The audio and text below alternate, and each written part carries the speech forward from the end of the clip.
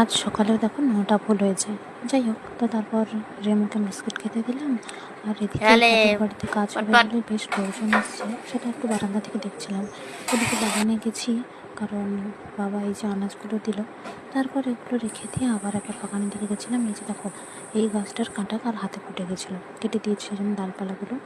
আর দুপুরে ফুলের গাছে কুঁড়ি এসছে, আমি ভেবেছিলাম এটা আগামীকাল ফুটবে। যাই হোক, তো সেজন্য একটু ভিডিও করলাম, এত সুন্দর লাগছিলো কী বলবো।